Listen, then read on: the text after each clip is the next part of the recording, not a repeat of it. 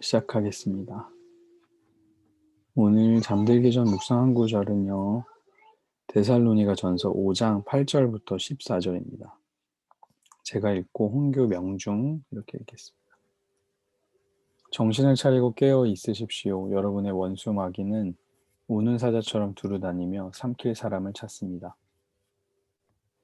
믿음 안에 굳게 서서 마귀를 대적하십시오.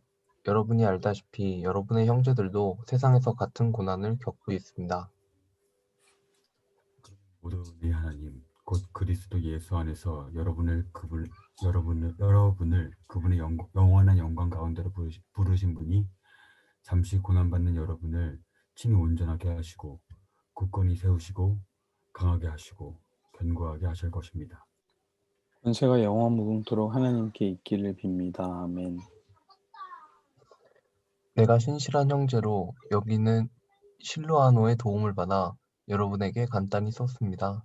이는 여러분을 격려하고 이것이 하나님의 참된 은혜임을 증언해 여러분으로 하여금 그 은혜 안에 견고히 서게 하려는 것입니다. 함께 택하심을 받은 바벨론에 있는 교회와 내 아들 마가가 여러분에게 안부를 전합니다. 여러분은 사랑의 입맞춤으로 서로 인사하십시오. 그리스도 안에 있는 여러분 모두에게 평강이 있기를 빕니다. 아멘. 아멘. 네, 오늘 데살로니가 전서 이제 끝나는 말씀입니다. 이제 끝나면서 데살로니가 교회에 데살로니가래요. 베드로전서 이제 끝나는데요. 베드로가 편지를 이제 쓰면서 그 유난히 강조했던 게 뭐냐면 선한 행동이었거든요. 믿음을 되게 강조할 것 같았는데 믿음이 있는 사람들은 선한 행동으로 보여주어야 한다. 또 삶에서 또 가정에서 뭐 이런저런 부분에서 그런 이야기들을 많이 하면서 이제 마치는 부분에서 이런 이야기를 하는 거예요. 정신을 차리고 깨어 있으십시오.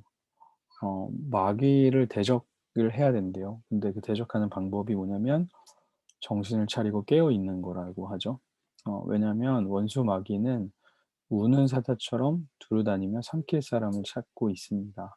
음, 마귀의 계략은 뭐냐면 음, 생각과 마음을 사로잡는 겁니다.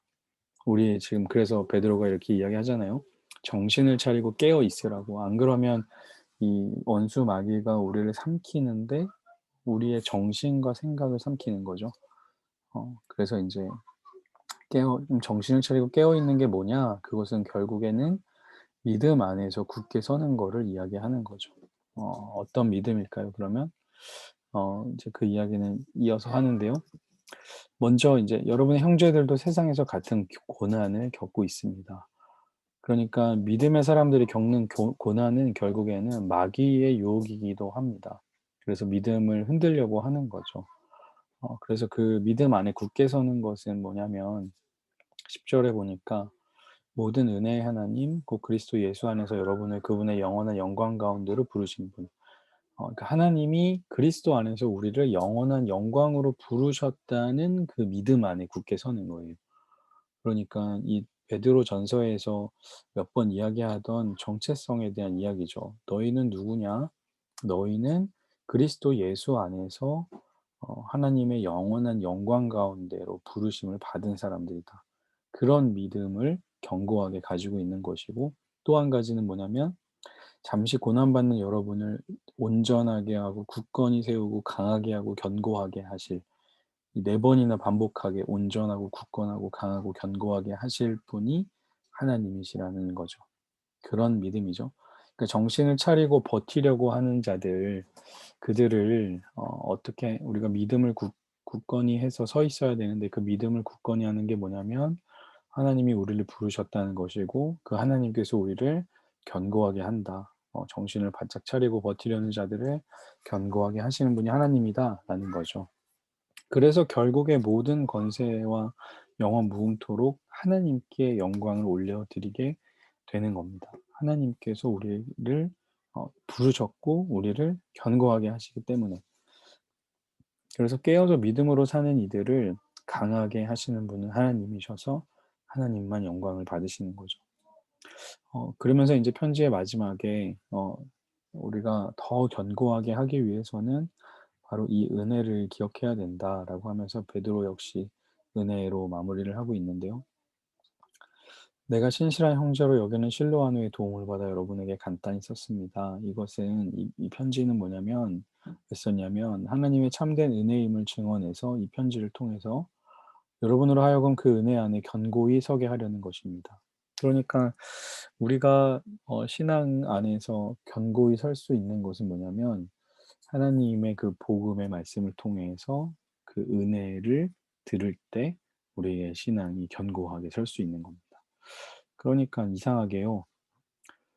되게 신앙생활 잘하고 싶고 견고한 믿음을 가지고 싶으면 말씀을 자꾸 들어야 돼요. 예배를 계속 드려야 됩니다. 거기에 젖어야 돼요. 그 말씀과 은혜에. 그러면 견고하게 세워져요.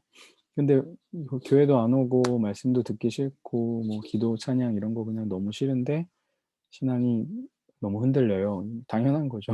흔들릴 수밖에 없는 거죠. 음.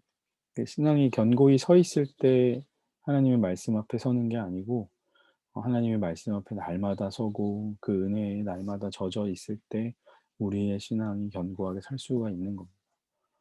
함께 택함을 받은 바벨론에 있는 교회와 내 아들 마가가 여러분에게 안부를 전합니다. 여러분은 사랑의 입맞춤으로 서로 인사하십시오. 그리스도 안에 있는 여러분 모두에게 평강이 있기를 빕니다. 하나님의 은혜를 아는 자를 하나님이 더욱 견고하게 하시죠.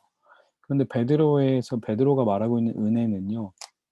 그냥 우리가 아무것도 하지 않고 그냥 가만히 있어서 하나님이 알아서 다 해주신다라는 식의 은혜가 아니에요. 베드로전서를 앞에서부터 읽어보면 계속 베드로는 사람들에게 선한 행동을 요구해요. 그 행동을 요구하고 그 행동을 우리 안에서 이루시는 분이 하나님이신 것을 고백하게 하죠. 오늘도 그렇게 마무리를 하는데요.